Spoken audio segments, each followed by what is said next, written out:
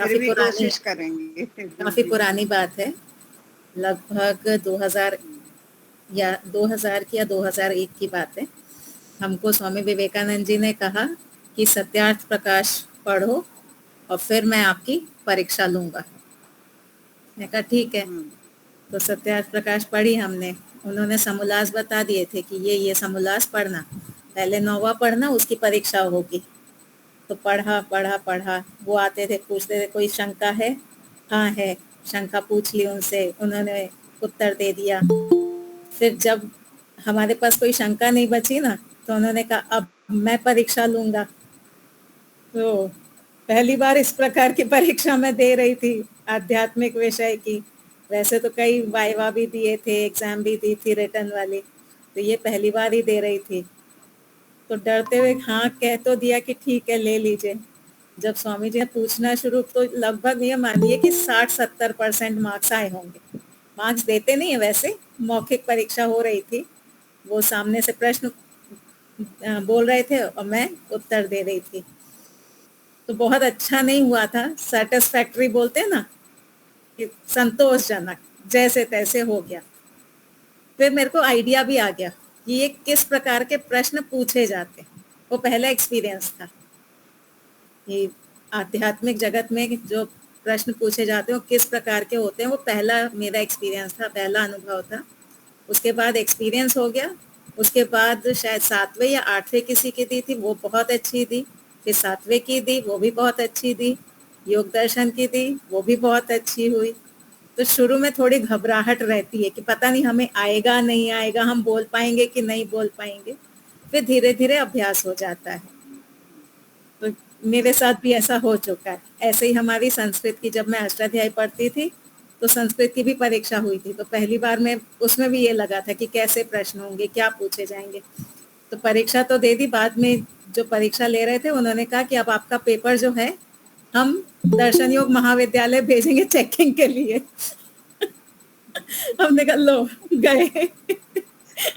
वहां तो विद्वान बैठे हुए, वो हमारा पेपर चेक करेंगे। पर वो भी अच्छा हो गया था। जब नया विषय होता है ना, नई शैली होती है, तो घबराहट होती ही है। कोई बात नहीं, धीरे धीरे अच्छा हो जाएगा। चलिए, तो कोई शंका है? अभी हमारे श्रोतागण आए नहीं हैं। तब तक कोई शंका हो इस विषय में, कोई और विषय में, तो पूछ सकते हैं। शंका तो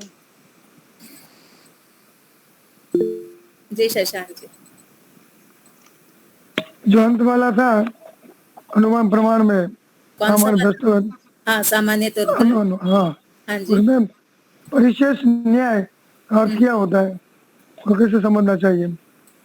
देखिए, सामान्य तो दृष्ट अलग है, परिशेष न्याय अलग है, दोनों एक नहीं है।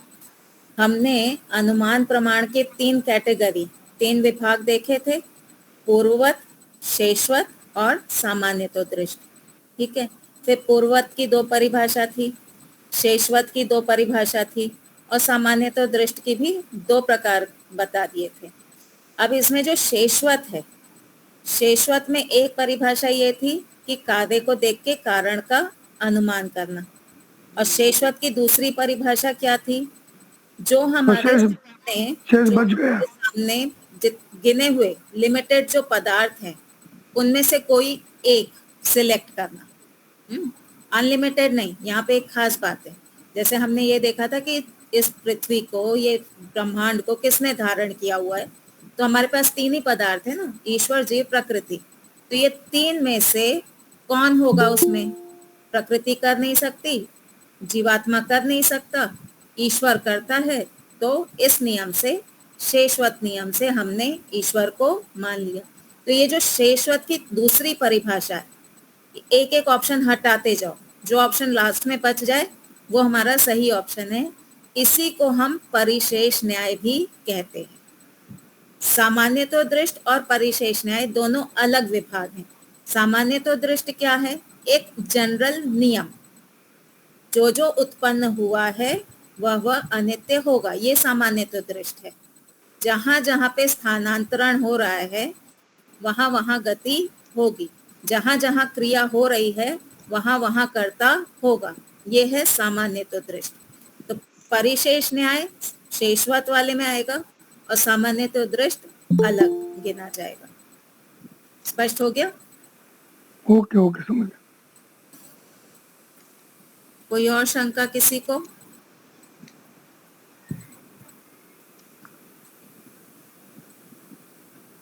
मुझे अवयव बनाना ठीक से नहीं आ रहा, उसके आएगा लिए मैं धीरे। बहुत कोशिश अभी करती अभी हूँ, जब वो वो नहीं आता। पंचावयव का आएगा ना हमारा विषय, इसी हाँ में जब पंचायत, पंचावयव का विषय आएगा तो फिर से ले लेंगे उसको। हाँ वो नहीं आता। जी अंजू दीवानी जी, कैसी चल रही है? पढ़ रही हैं कुछ? नहीं, अभी बाहर गांव गए थे तो कुछ नहीं हो पाया है। चलिए कोई बात नहीं, जब समय मिले हाँ तब जी। पूछिए, जी। पढ़िएगा। हम्म। तो हम आगे बढ़ते हैं। आज लगता है संख्या कम ही रहेगी। अच्छा, मैं पूछूं? आप तैयार हैं? जैसा है वैसा बताइएगा। जी। प्रमाण किसको कहते हैं? साधन, सॉरी। साधन। साधन जिससे वस्तु को जाना जाए। ठीक है। प्रमेय किसको कहते हैं? साधन जिसको प्रमाण के द्वारा जाना जाता है। हाँ, प्रमेय जिस वस्तु को हमको प्रमाणों के द्वारा जानना है वो है प्रमेय। प्रमाता कौन है योगेश्वरी माता जी? जो वो जो जिसको जानकारी हो रही है। जानकारी लेता है, हाँ, ज्ञान प्राप्त करता है, हाँ, वो जिसको ज्ञान की प्राप्ति हो रही है, जिसको जानकारी हो रही है, जो जानने की इच्छा रख रहा है, वो है प्रमाता। प्रमाण। चौथा पदार्थ कौन सा बच गया? कौन बताएगा? प्रमिति, प्रमिति। प्रमिति क्या है? प्रमाण को द्वारा जो जिससे प्रमेय को जानना, जो ज्ञान प्राप्त हुआ, उस ज्ञान को प्रमिति।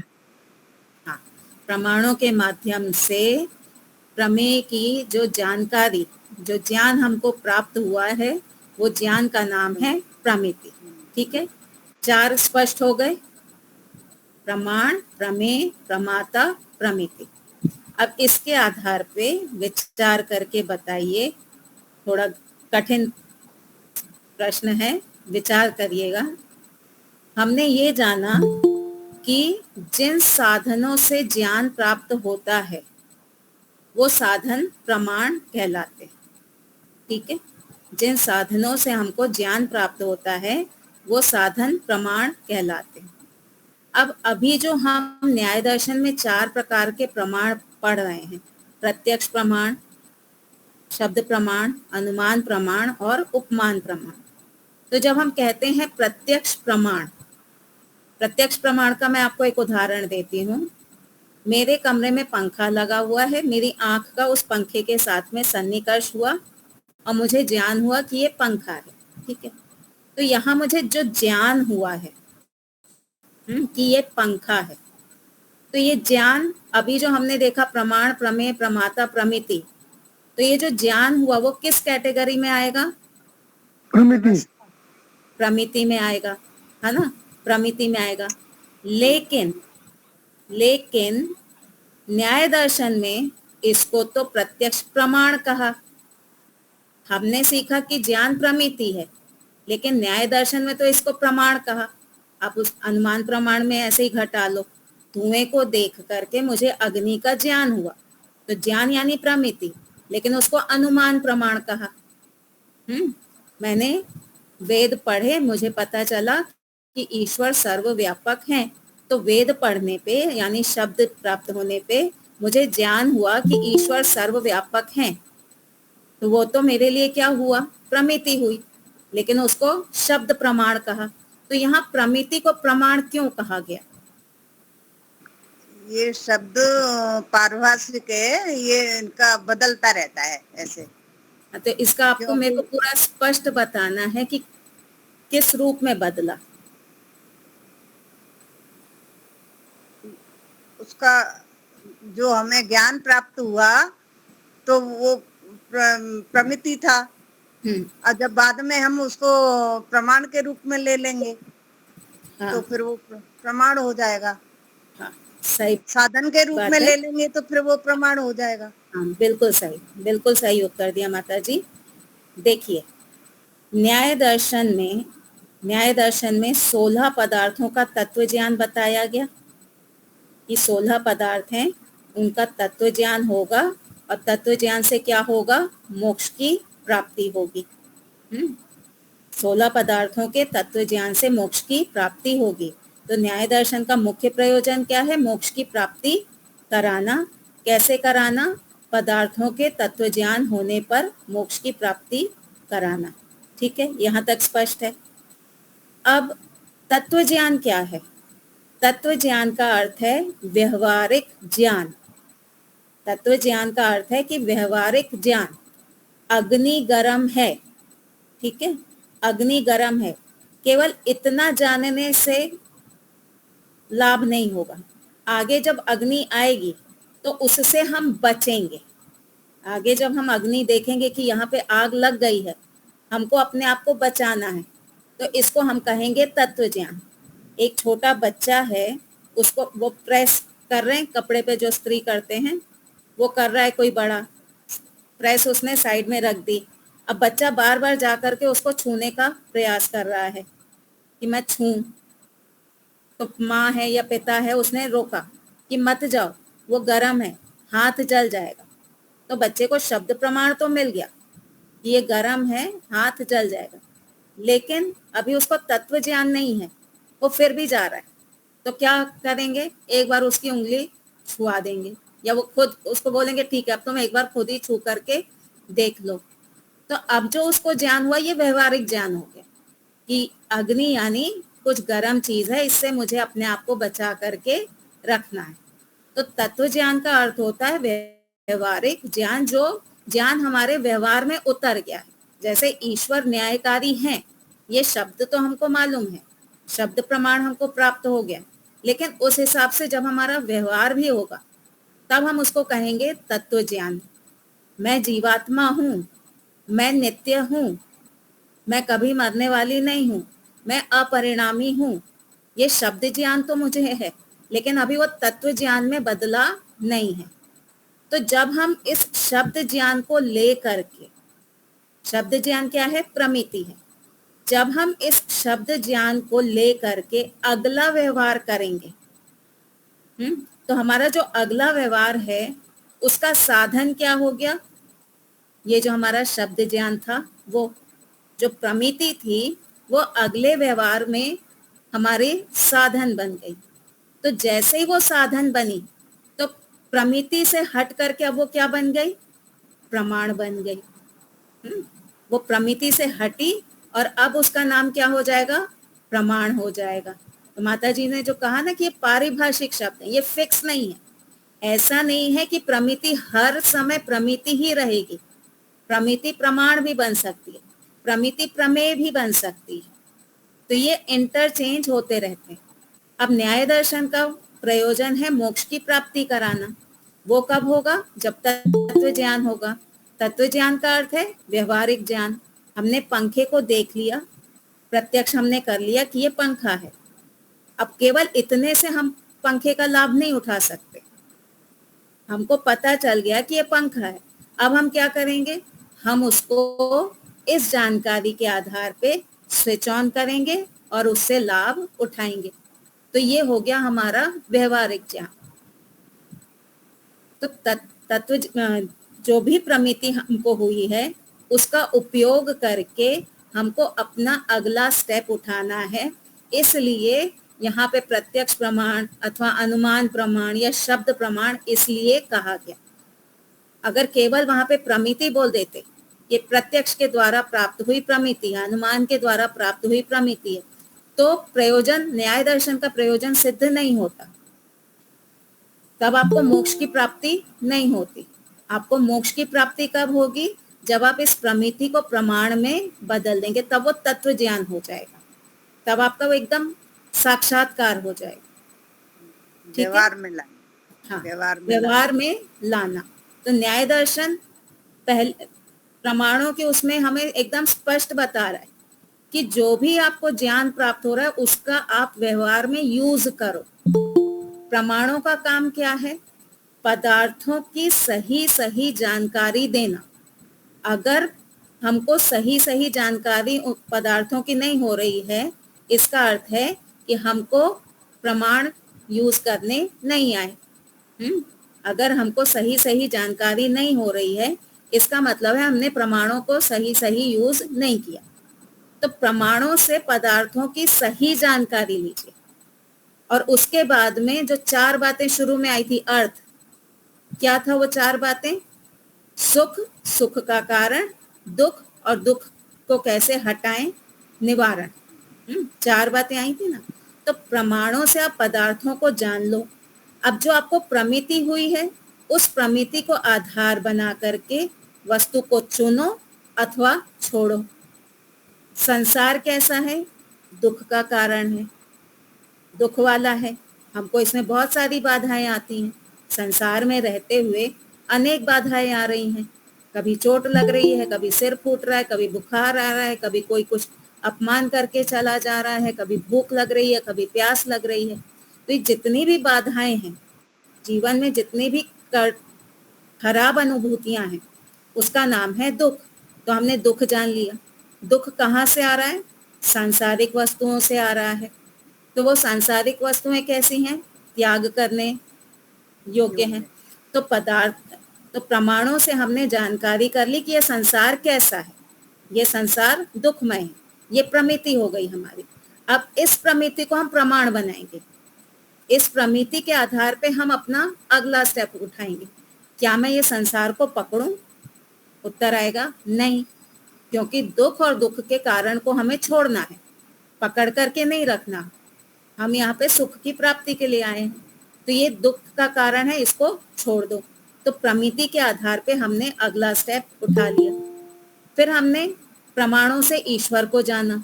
ईश्वर कैसे हैं? न्यायकारी हैं, आनंद स्वरूप हैं, माता पिता के तुल्य हैं।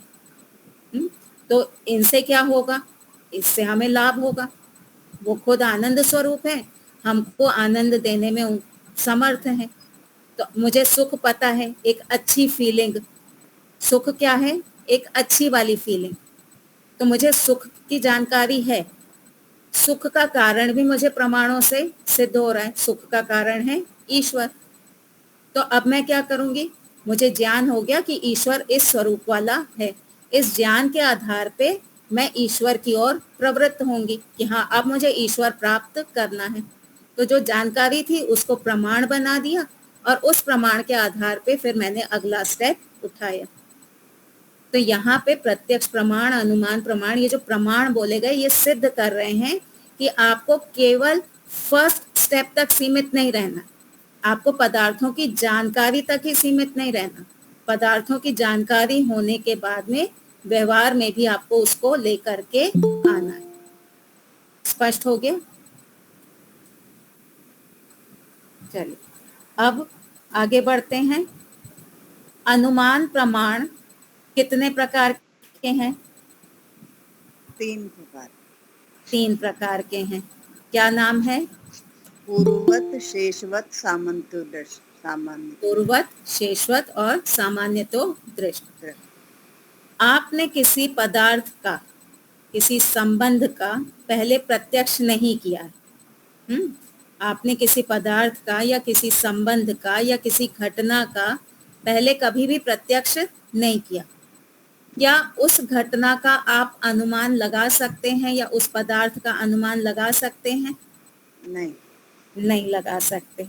तो अनुमान प्रमाण के लिए एक नियम क्या है कि पहले आपने कई बार उस चीज को प्रत्यक्ष कर रखा है।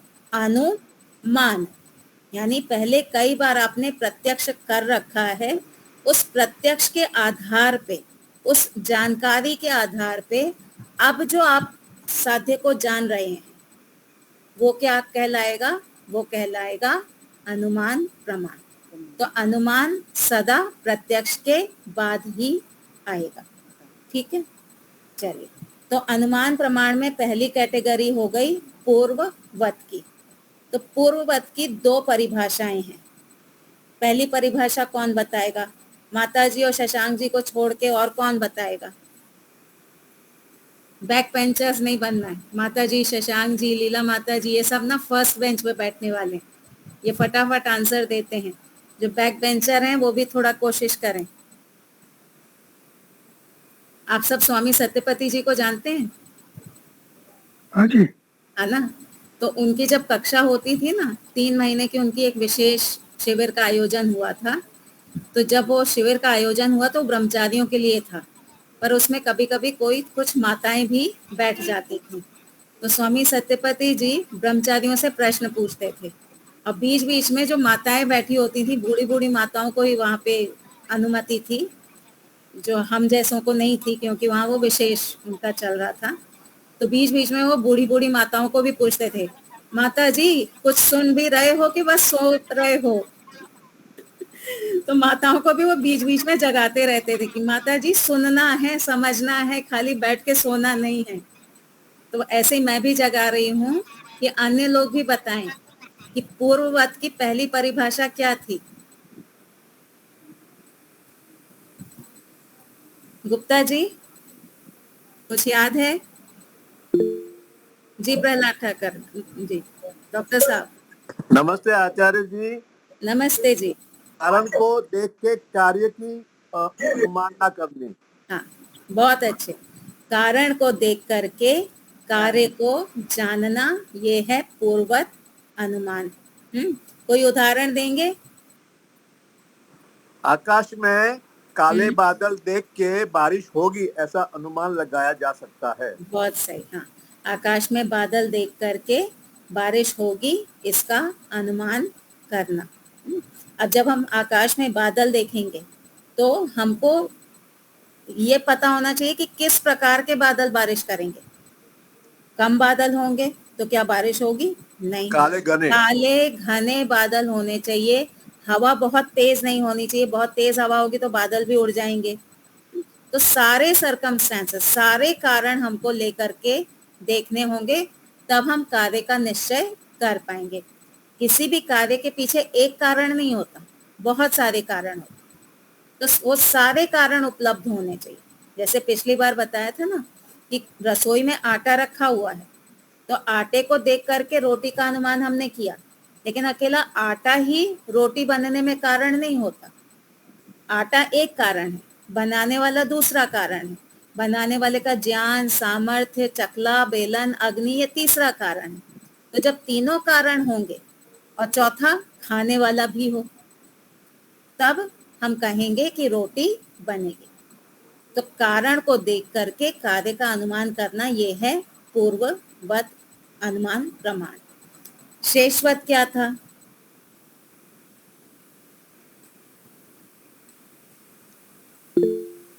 जी डॉक्टर साहब। नमस्ते आचार्य जी। डॉक्टर इसके साहब उल्टा है जिसको हाँ शेषवत कहते हैं, कार्य हाँ को देख के कारण का अनुमान करना। हाँ, कार्य को देख करके कारण का अनुमान करना। सरस्वती बहन जी, इसका कोई उदाहरण? ये है कि रोटी रोटी को देख करके पता लगाना कि वहाँ कोई कोई आटा या कोई कारण, कार्य को देख करके कारण का पता लगाना। हाँ, देखिए, हम जब कारण की बात करते हैं ना, तो एक शब्द है नियत कारण। एक शब्द क्या है? नियत कारण। नियत कारण का अर्थ क्या है? जैसे हमने गेहूं की रोटी देखी, हमने गेहूं की रोटी देखी, तो अब गेहूं की रोटी देख करके उसका जो नियत कारण है, यानी उसी का ही कारण है, तो गेहूं की रोटी को देख करके हमने गेहूं के आटे का ही अनुमान लगाया। रोटी को हमने ये कहा कि रोटी को देख करके आटे का अनुमान करना, तो वहां हमको स्पेसिफिक होना पड़ेगा। गेहूं की रोटी को देख करके गेहूं के आटे का अनुमान करना, ये वैशेषिक दर्शन का विषय है। इसको कहते हैं नियत कारण। गेहूं की रोटी को देख करके बाजरे के आटे का अनुमान नहीं होगा। गेहूं की रोटी को देख करके गेहूं के आटे का ही अनुमान होगा। ठीक है, तो सही बताया कि कारण कार्य को देख करके कारण का अनुमान करना। सामान्य तो दृष्टि की क्या परिभाषा थी?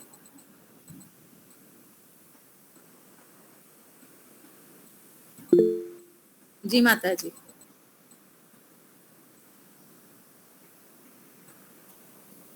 अनम्यूट करिए।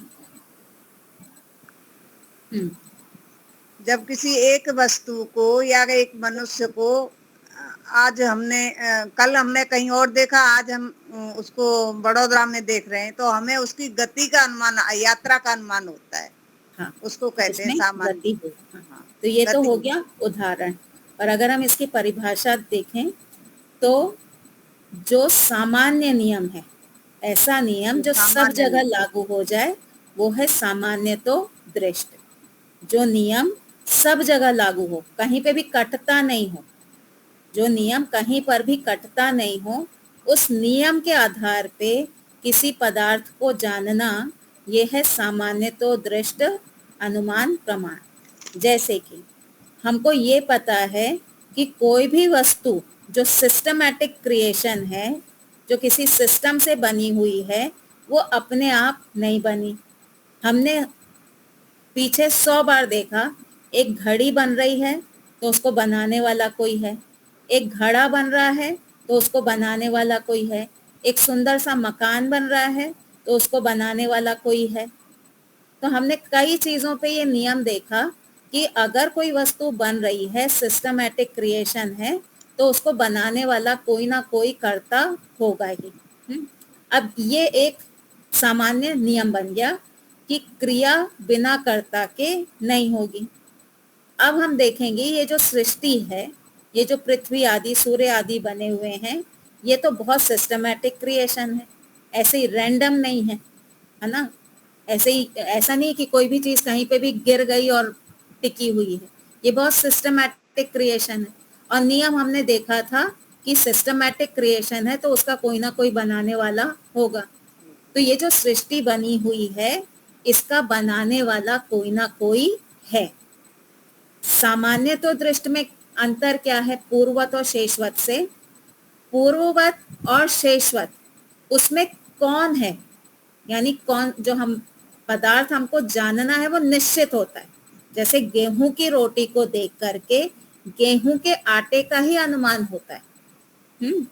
बादल को देख करके वर्षा का ही अनुमान होता है, अथवा वर्षा को देख के बादल का ही अनुमान होता है। लेकिन सामान्य तो दृष्टि में क्या होता है, इसका बनाने वाला कौन है ये हमें नहीं पता चलेगा। सामान्य तो दृष्टि में अंतर क्या है कि ये वस्तु किसी ने तो बनाई है, किसने बनाई है वो हमें नहीं पता, पर किसी ना किसी ने बनाई है। तो सामान्य तो दृष्टि एक जनरल होता है, उसमें हमको स्पेसिफिक नहीं पता चलता कि ये इसके पीछे कौन सा कारण है, पर कारण तो है। एक कार चल रही है तो चलती हुई कार को हमको ये पता है कि इसका कोई ना कोई चालक है। अब वो चालक कौन है, कोई स्त्री है, पुरुष है, कोई बूढ़ा व्यक्ति है, वो हमको नहीं पता चलेगा, लेकिन कोई ना कोई चालक है जिस कारण से ये कार चल रही है। पास्ट में हमने देखा था कि बिना चालक के कार नहीं चलती। ठीक है, तो ये हो गया सामान्य तो दृष्टि। अब वापस से आते हैं पूर्ववत की। और पहली परिभाषा क्या थी पूर्ववत की?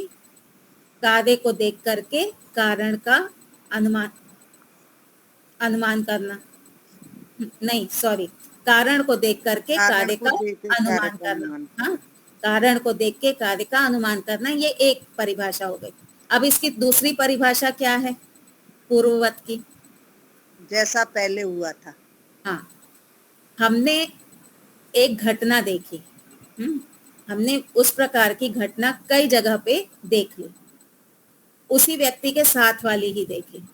हमने कई बार घटना देखी कि ये बच्चा पढ़ाई नहीं कर रहा है, ये फेल होगा।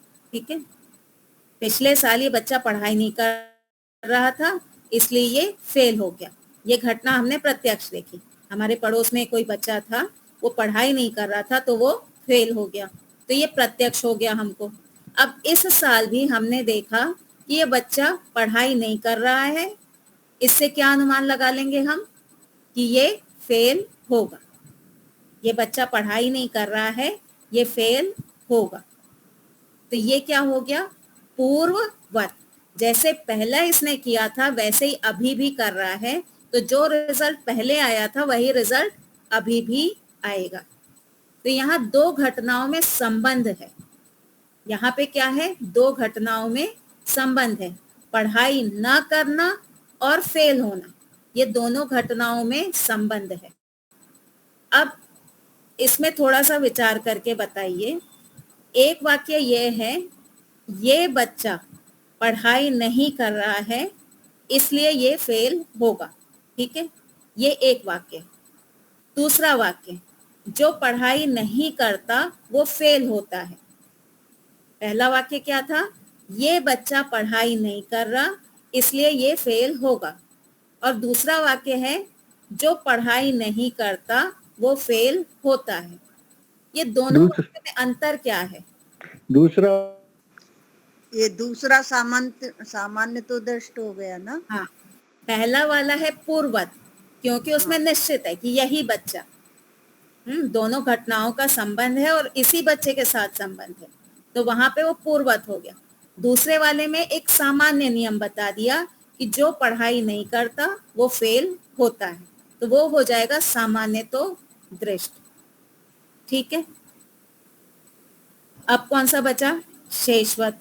शेषवत की दूसरी परिभाषा क्या है? जो बचा हुआ, जो बच गया, जो बच गया। परिशेष न्याय अभी शुरू में ही हमने बात की ना, जो शेष रह गया, जो बच गया। तो जो बच गया वो हमारा अनुमेय पदार्थ है, तो वहां पे कहेंगे शेषवत न्याय या फिर परिशेष न्याय। तो हमने सामान्य तो दृष्टि में देखा कि ये जो सृष्टि बनी हुई है ये सिस्टमैटिक क्रिएशन है, इसका कोई ना कोई बनाने वाला है। अब इसको परिशेष न्याय से कौन सिद्ध करेगा? सरस्वती बहन जी कोशिश करेंगे?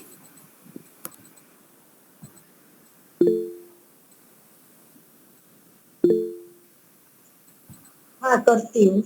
हाँ, सृष्टि में 3 पदार्थ हैं, हाँ, ठीक है।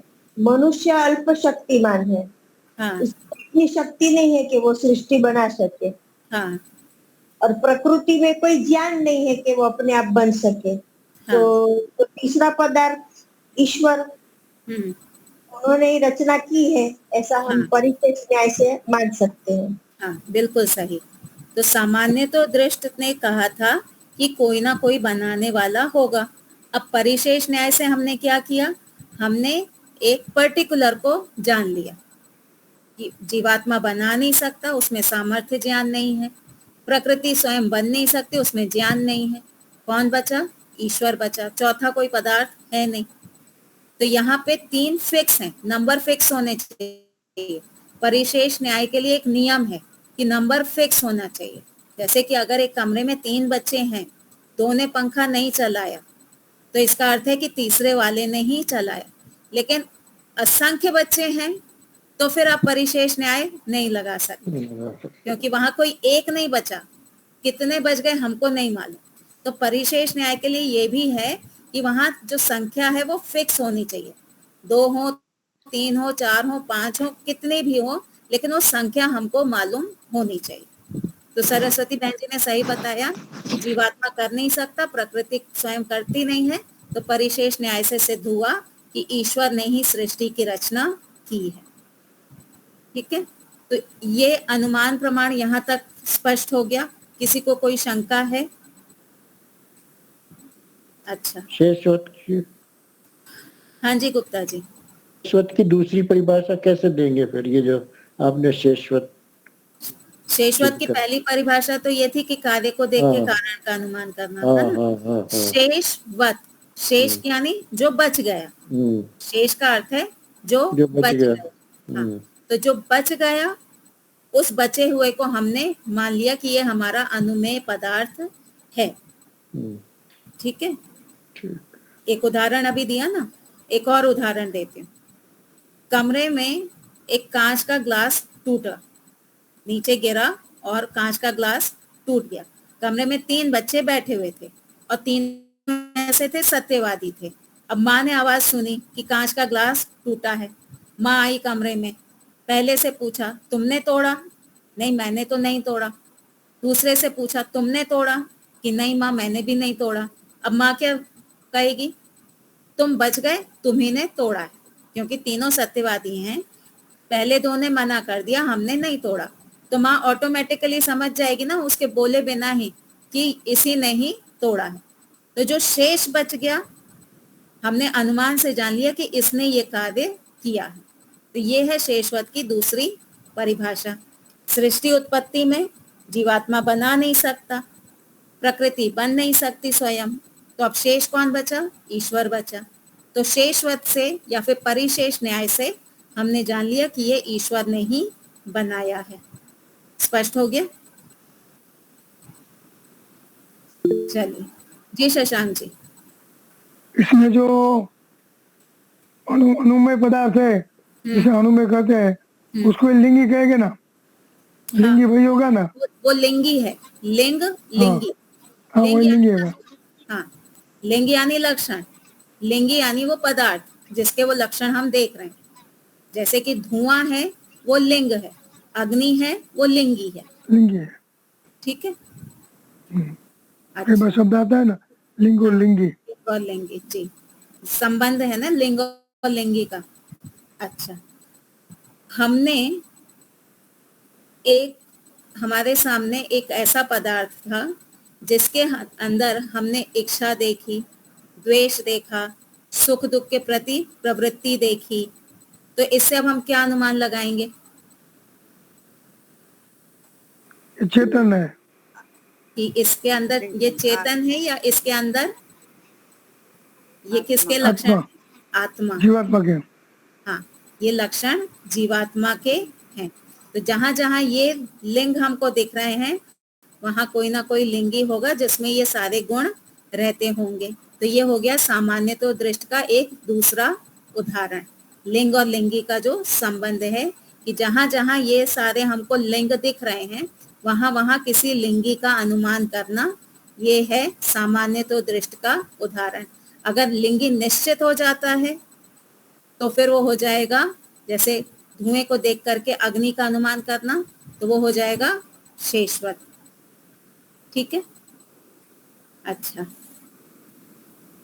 इसमें जो सूत्र था, सूत्र में 3 प्रकार तो बता दिए, पूर्वत, शेषवत और सामान्य तो दृष्ट। 3 प्रकार बताने के बाद भी त्रिविध शब्द का क्यों प्रयोग किया? सीधे कह देते अनुमान का विभाग पूर्वत, शेषवत, सामान्य तो दृष्ट। तो हम काउंट कर लेते हैं ना, एक पूर्वत, दूसरा शेषवत, तीसरा सामान्य तो दृष्ट। तो अलग से त्रिविध कहने की क्या जरूरत थी? उसे महत्ता बताने के लिए। हाँ, अनुमान प्रमाण की महत्ता बताने के लिए त्रिविध शब्द का प्रयोग किया गया। ये जो अनुमान प्रमाण है ना, ये बहुत बलवान प्रमाण है। क्यों बलवान है? ये परोक्ष विषयों का भी हमको ज्ञान करा देता है। जो विषय हमने देखे नहीं है उनका भी ज्ञान हमको ये करा देता है। सूर्य जो है, क्या सूर्य की गति आपने देखी है? नहीं देखी है ना, लेकिन सूर्य में गति हो रही है। कैसे जाना आपने? सुबह में पूरब में था, शाम को पश्चिम में था। तो जहां जहां स्थानांतरण है वहां वहां गति होगी। तो गति आपने देखी नहीं है, लेकिन अनुमान प्रमाण से आपको ये पता चल गया कि सूर्य में गति हुई है। तो अनुमान प्रमाण जो है ये परोक्ष विषयों का भी हमको ज्ञान करा देता है। और दूसरा कारण क्या है? अनुमान प्रमाण में सामर्थ्य है तीनों कालों में हमको ज्ञान कराने का। अनुमान प्रमाण जो है वो तीनों कालों की जानकारी हमको दे सकता है। प्रत्यक्ष प्रमाण हमको सटीक जानकारी देगा। जैसे आपने धुआं देखा, धुएं से आपने अग्नि का अनुमान कर लिया, ये आपका अनुमान तो सही है, लेकिन अग्नि किस प्रकार की है? बहुत ज्यादा है, कम है, बुझने वाली है, बुझ चुकी है, केवल अंगारे हैं, वो आपको सटीक जानकारी अग्नि की नहीं होगी। प्रत्यक्ष में जब आप जाकर के देखेंगे तो प्रत्यक्ष से एकदम सटीक जानकारी हो जाती है। तो प्रत्यक्ष भी बलवान है, लेकिन अनुमान को और बलवान क्यों कहा? क्योंकि प्रत्यक्ष जो है वो केवल वर्तमान की ही जानकारी कराता है। प्रत्यक्ष जो होता है ना, वर्तमान से ही जुड़ा होता है। आप पंखे को देख रहे हैं, उसको हम कहेंगे प्रत्यक्ष प्रमाण। जैसे ही आपने पंखे को देखना छोड़ दिया तो वो क्या हो गया, वो भूतकाल हो गया। पंखे को देखना आपने बंद किया, आप कमरे से निकल गए, तो अब आप नहीं कहेंगे कि मैं प्रत्यक्ष कर रहा हूं, क्योंकि अब आपका पंखे के साथ में जो सन्निकर्ष है वो खत्म हो गया। भविष्य में जो होने वाला है, भविष्य में आप अपने घर में एक एसी लेके आने वाले हैं, क्या अभी आपको उसका प्रत्यक्ष हो रहा है? नहीं हो रहा, क्योंकि प्रत्यक्ष भविष्य की बात नहीं बताएगा। प्रत्यक्ष से पिछले के साथ भी आपका संबंध नहीं हो रहा है, डायरेक्ट सन्निकर्ष नहीं हो रहा है। यहाँ पे अगर कोई ये उठाए कि हमने पहले प्रत्यक्ष किया था, उसकी जानकारी तो है हमको, लेकिन वो किस रूप में, वो स्मृति रूप में है। अब हम उसको प्रत्यक्ष नहीं कहेंगे, अब वो स्मृति हो गई। आपने कमरे में पंखा देख लिया था, आप कमरे से बाहर निकल गए, तो अब जो पंखे की जानकारी है वो स्मृति रूप में है आपके अंदर, अब वो प्रत्यक्ष नहीं है। आपने ताजमहल देखा, आप 21 अप्रैल को आगरा में थे, आप ताजमहल देख रहे थे, तो जब 21 अप्रैल को वहां पे सामने खड़े होके आप ताजमहल देख रहे थे, वो प्रत्यक्ष था। लेकिन आज जो आपको उसकी जानकारी है वो प्रत्यक्ष नहीं है, वो स्मृति रूप है। अनुमान का क्या होता है, वो पास्ट की बात भी बता देता है। बारिश हो रही है, हाँ, तो बादल थे, है ना, जो छुपा हुआ है बादल थे। हमें आज मानव जन्म मिला हुआ है, इससे हमने क्या अनुमान लगा लिया, पिछले जन्म में मैंने अच्छे कर्म किए थे। तो अनुमान से हमको पास्ट का भी पता चल गया, अनुमान से हमको प्रेजेंट का भी पता चल जाता है। अभी मैंने धुआं देखा, तो अभी वाली ही अग्नि का भी मुझको ज्ञान हो गया। अनुमान से भविष्य का भी पता चल जाता है। आटा है, बनाने वाला है, अग्नि भी है, चकला बेलन भी है, सब कुछ है। भविष्य में रोटी बनेगी, तो अनुमान से हमको भविष्य का भी ज्ञान हो जाता है। तो अनुमान जो है वो तीनों कालों में लागू होता है, प्रत्यक्ष केवल वर्तमान काल में ही लागू होता है। तो क्योंकि अनुमान की सीमा अधिक है, इसलिए वहां कहा त्रिविध, उसकी महत्ता बताने के लिए। ठीक है, स्पष्ट हो गया। तो अभी तक हमने 2 प्रकार के प्रमाण कर लिए, एक हो गया था प्रत्यक्ष, एक हो गया था अनुमान। प्रत्यक्ष कितने प्रकार के थे, याद है कुछ? 6 को अगर हम 2 विभाग में करें तो बाह्य प्रत्यक्ष, आंतरिक प्रत्यक्ष। बाह्य 5 और आंतरिक 1। बाह्य 5 और आंतरिक 1। ठीक है, चलिए अब आगे चलते हैं। 4 प्रकार के प्रमाण बताए, प्रत्यक्ष, अनुमान, अगला कौन सा है? उपमान। उपमान।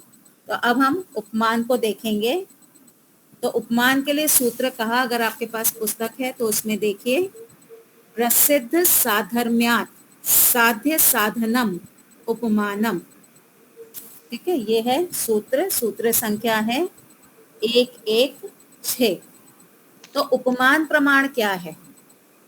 तो कहा प्रसिद्ध वस्तु के साधर्म्य से, प्रसिद्ध वस्तु के साधर्म्य से साध्य वस्तु को सिद्ध करने वाला साधन उपमान प्रमाण कहलाता है। प्रसिद्ध वस्तु के साधर्म्य से साध्य वस्तु को सिद्ध करने वाला साधन उपमान प्रमाण कहलाता है। अब प्रसिद्ध वस्तु का अर्थ क्या होगा? प्रसिद्ध वस्तु का अर्थ है कि जो दोनों पार्टी के लिए सिद्ध है, जिस चीज को दोनों पार्टी जानती हैं उसको कहेंगे प्रसिद्ध। एक व्यक्ति होगा जो प्रसिद्ध वस्तु को भी जानता है और जिसको सिद्ध करना है उसको भी जानता है। प्रसिद्ध वस्तु को भी जानता है और जिसको सिद्ध करना है उसको भी जानता है। दूसरी पार्टी कैसी होगी? प्रसिद्ध वस्तु को जानती है लेकिन जिसको सिद्ध करना है उसको नहीं जानती। जैसे कि एक छोटा बच्चा है, उस छोटे बच्चे ने कभी नीलगाय नहीं देखी। छोटा बच्चा है, उसने कभी नीलगाय नहीं देखी। अब उसके स्कूल से लेके जा रहे हैं पिकनिक, जू दिखाने लेके जा रहे हैं। और टीचर ने क्लास में बताया कि जब आप पिकनिक के लिए जाओगे तो वहां आपको नील गाय देखने को मिलेगी। अब बच्चे के अंदर एक उत्सुकता हुई कि ये नील गाय क्या होती है। उसने घर आकर के अपने पिताजी से पूछा कि पिताजी, मेरी टीचर ने कहा कि हम कल जू जाएंगे और वहां पे हमको नील गाय देखने को मिलेगी, तो ये नील गाय होती कैसी है? मैंने तो कभी नहीं देखी, आप मुझे बताइए ना। अब पिताजी क्या करेंगे? पिताजी ने नील गाय देख रखी है। अब वो एक ऐसा उदाहरण लेके आएंगे, ऐसा एक वस्तु लेके आएंगे जो बच्चा भी जानता हो, बच्चे ने भी उसका साक्षात्कार कर रखा हो और पिताजी भी जानते हो। तो वो जो उदाहरण लेके आएंगे उसको हम कहेंगे प्रसिद्ध। क्यों प्रसिद्ध? पिताजी भी जानते हैं और बच्चा भी जानता है। तो पिताजी क्या कहेंगे कि तुमने गाय देखी है ना? हाँ देखी है। तो जैसी गाय होती है वैसे ही लक्षणों वाली नील गाय भी होती है। उसके कुछ लक्षण, गाय के कुछ लक्षण नील गाय जैसे होते हैं। तो जैसी गाय है वैसी ही नील गाय होती है। और वहां पे पिताजी जो भिन्नता है वो भी बता देंगे कि गाय और नील गाय में थोड़ा अंतर भी है, काफी लक्षण मिलते हुए हैं और कुछ लक्षण मिलते हुए नहीं भी हैं। तो यहाँ पे प्रसिद्ध क्या हुआ? जो दोनों में कॉमन है, तो उसको हम कहेंगे प्रसिद्ध। गाय प्रसिद्ध वस्तु है, दोनों पार्टी उसको स्वीकार करते हैं। उसके आधार पे किसी और वस्तु को सिद्ध करना, तो पिताजी के लिए वो जो सिद्ध करना है पिताजी के लिए वो भी ऑलरेडी सिद्ध है, साध्य नहीं है। तो एक पार्टी के लिए प्रसिद्ध और साध्य दोनों ही उनको मालूम है, और एक पार्टी को प्रसिद्ध तो मालूम है लेकिन साध्य मालूम नहीं है। जैसे हमको ईश्वर जो है वो हमारी माँ है, ईश्वर जो है हमारी माता है। तो एक आम व्यक्ति को कैसे समझाएंगे? उसने लौकिक माता का सुख तो देख रखा है, लौकिक माता कैसी होती है। तो अब एक जो योगी वो क्या कहेगा कि जैसी लौकिक माता होती है ना, सुख देने वाली होती है, ध्यान रखती है, पूरी केयर करती है, तो जैसे लौकिक माता होती है वैसे ही ईश्वर भी माता है। तो यहाँ जो योगी व्यक्ति है उसने लौकिक माता को भी प्रत्यक्ष कर रखा है, ईश्वर का भी मातृत्व वाला स्वरूप जान रखा है। लेकिन जो सामान्य व्यक्ति है उसने लौकिक माता का सुख तो देख रखा है पर ईश्वर को अभी वो जानता नहीं है। तो इस तरह से साधर्म के आधार पे जिसकी सिद्धि होगी, जिसको साध्य को जानेगा, उसको कहते हैं उपमान प्रमाण। स्पष्ट हो गया?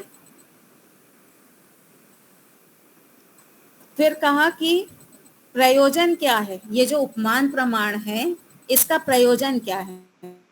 तो उत्तर दिया, जब साध्य वस्तु सामने आएगी तब वो व्यक्ति उसको जानेगा। जब साध्य वस्तु सामने आएगी तब वो व्यक्ति उसको जानेगा। जैसे बच्चे का हमने उदाहरण लिया कि बच्चा किसको जानना चाहता है? नील गाय को जानना चाहता है ना? बच्चे का प्रयोजन क्या है कि मुझे नील गाय को जानना है।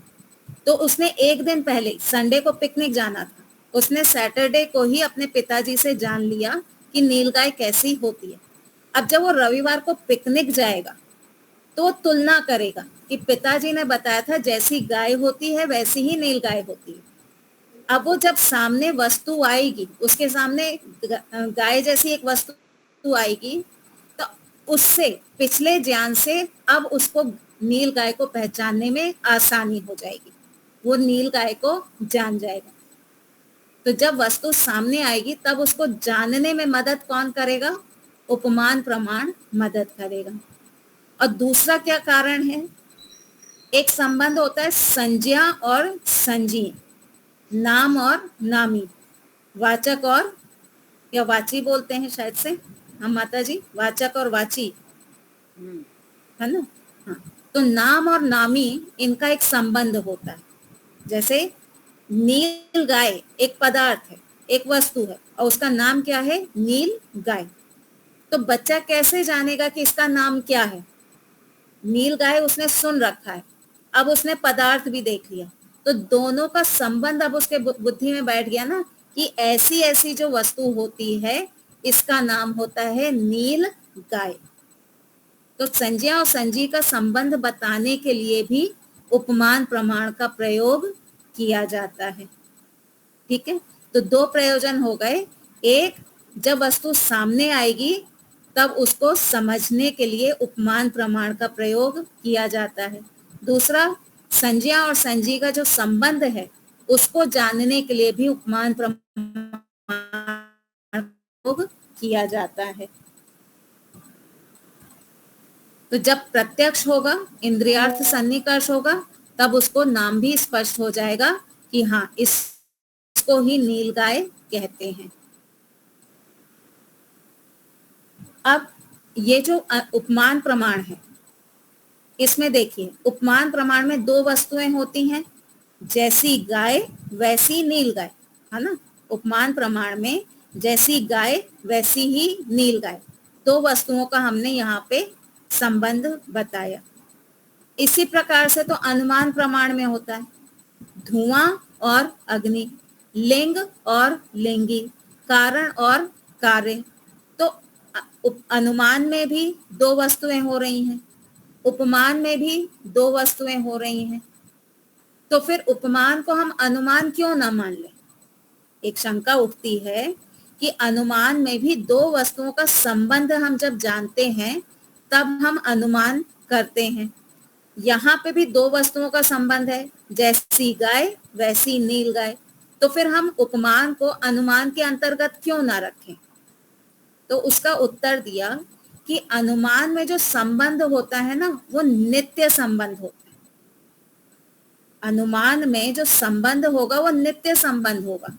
बादल और बारिश, बादल और वर्षा दोनों का नित्य संबंध है। जब जब काले घने बादल होंगे तब तब बारिश होगी, जब जब बारिश होगी तब तब बादल हैं। ये नित्य संबंध है। जहां जहां धुआं होगा वहां वहां अग्नि होगी ही, ये नित्य संबंध है। इसमें कुछ ऊंचा नीचा नहीं होगा कि कभी ऐसा हो कभी वैसा हो, इस प्रकार का नहीं होगा। तो अनुमान में जो संबंध होता है वो नित्य संबंध होता है।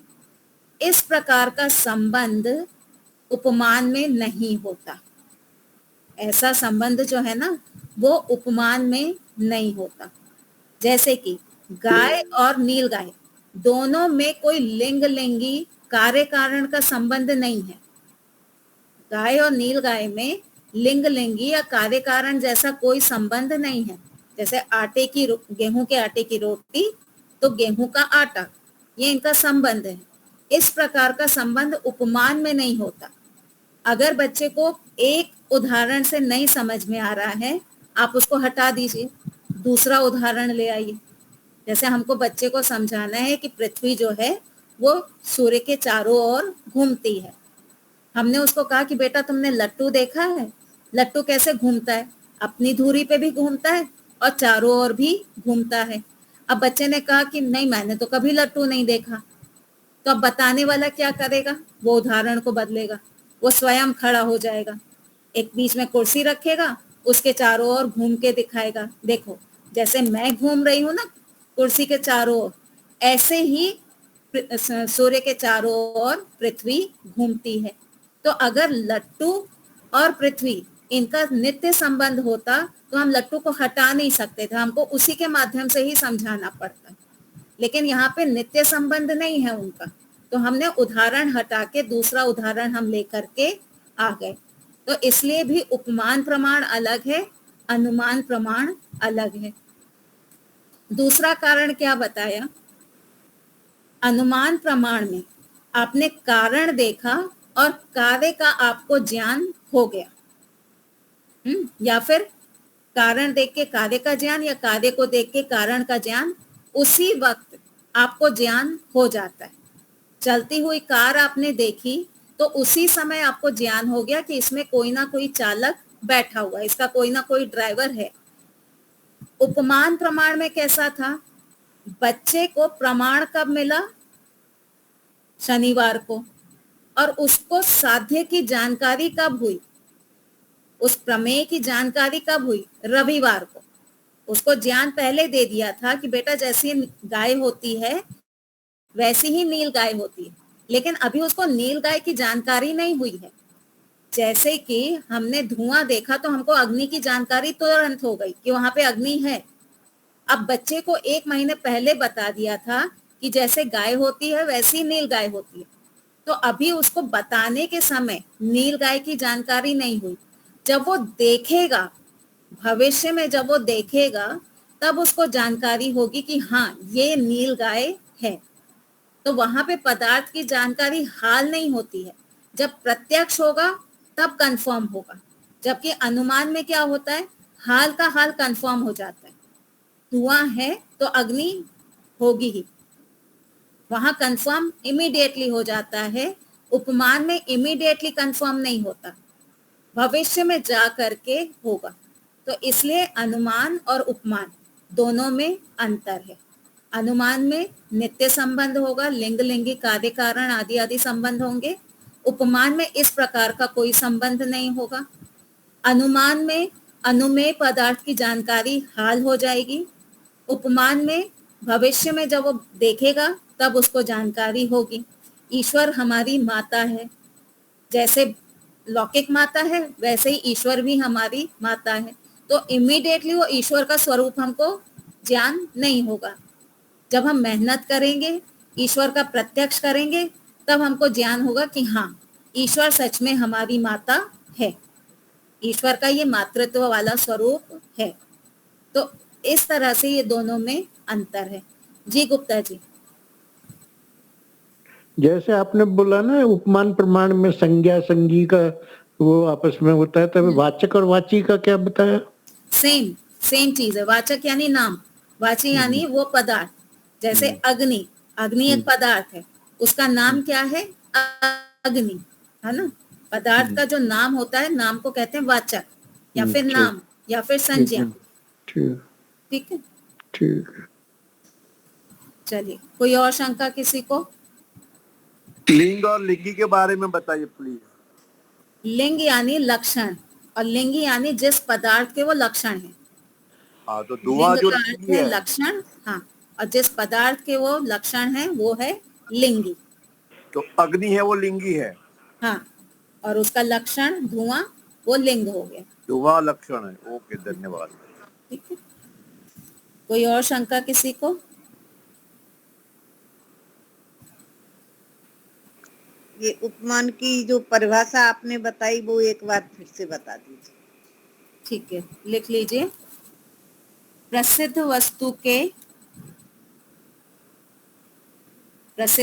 के साधर्म्य से यानी समानता से साध्य वस्तु को सिद्ध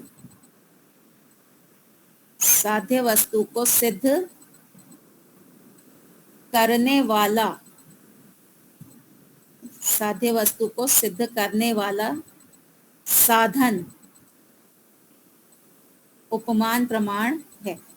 यहाँ पे हमको ध्यान देना है, साधर्म्य यानी समानता।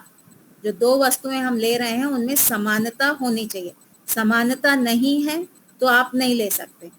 अब नील गाय समझानी है आपको, और आप उदाहरण देने लगो आलू का, कि जैसा आलू होता है वैसी नील गाय होती है।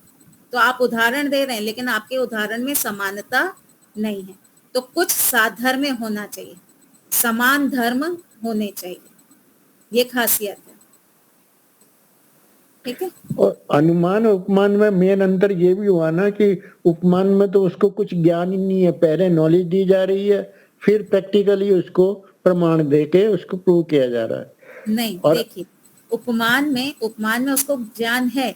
उसने जैसे अनुमान में आपने अग्नि और धुएं का प्रत्यक्ष कर रखा था ना, अनुमान में पहले आपने 10 बार अग्नि और धुएं का प्रत्यक्ष कर रखा था, फिर आपने अनुमान किया। लगाया। ऐसे ही उपमान में उसने गाय का प्रत्यक्ष कर रखा था, बिल्कुल जीरो प्रत्यक्ष नहीं था। जो हमने उदाहरण दिया है, उदाहरण का मतलब होता प्रत्यक्ष। तो बच्चे ने गाय देख रखी थी, तो प्रत्यक्ष तो दोनों केस में बनता है, इसलिए वो अंतर नहीं आएगा यहाँ पर।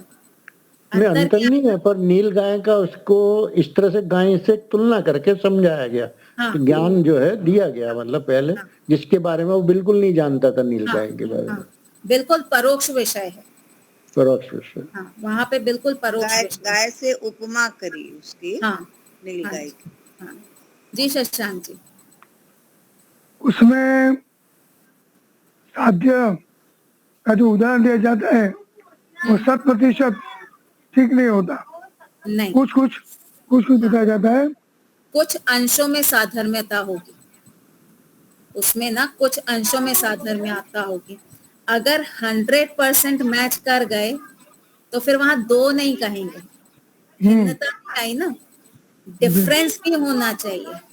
अगर हम ये कहें कि जैसी गाय है बिल्कुल वैसी जैसे ही गाय है, तो जैसे गाय और वैसी गाय में क्या अंतर हुआ? कुछ भी अंतर नहीं हुआ। तो जैसी नील गाय है कुछ अंशों में वैसी वैसी गाय। गाय भी है। उदाहरण कभी भी अपने साध्य के साथ 100% मैच नहीं होंगे। कई लोग इस मिसमैच को आधार बना के चालाकी करते हैं।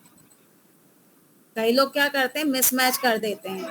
आपने कहा घड़ा उत्पन्न हो रहा है इसलिए वो अनित्य है, वैसे ही शब्द भी उत्पन्न हो रहा है इसलिए वो अनित्य है। आपने तो ये बात कही, लेकिन घड़ा तो हमको आंख से दिखाई दे रहा है, रूप वाला है।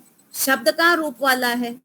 ऐसी चालाकी करेंगे, इसलिए आपने जो बात कही वो गलत है। इस प्रकार से चालाकी करते हैं। तो हमने घड़े का केवल एक धर्म लिया था। कौन सा धर्म? उत्पत्ति वाला। तो उतना ही धर्म आप पकड़िए। आप 4 धर्म और लेकर के मत आइए।